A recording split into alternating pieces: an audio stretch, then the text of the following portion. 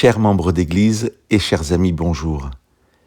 Je vous lirai aujourd'hui l'intégralité du chapitre 13 de la première lettre de Paul aux Corinthiens.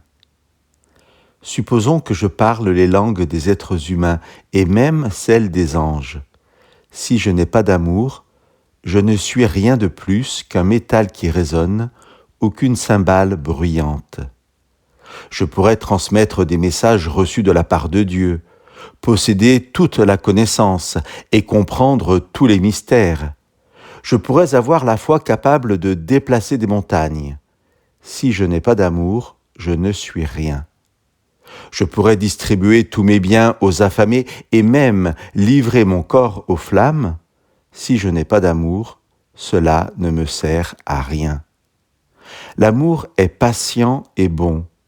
Il n'est pas envieux, ne se vante pas et n'est pas prétentieux. L'amour ne fait rien de honteux, n'est pas égoïste, ne s'irrite pas et n'éprouve pas de rancune. L'amour ne se réjouit pas du mal, il se réjouit de la vérité. En toutes circonstances, il fait face, il garde la foi, il espère, il persévère. L'amour est éternel. Les messages reçus de Dieu cesseront un jour, le don de parler en des langues inconnues prendra fin, la connaissance disparaîtra. En effet, nous connaissons de manière incomplète et nous annonçons des messages reçus de Dieu de façon limitée. Mais quand viendra l'accomplissement, ce qui est incomplet disparaîtra.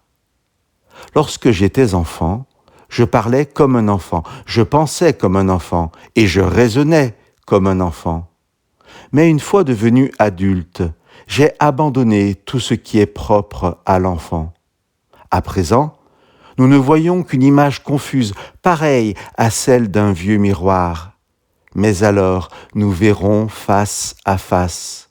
À présent, je ne connais que de façon incomplète, mais alors, je connaîtrai Dieu complètement, comme lui-même me connaît.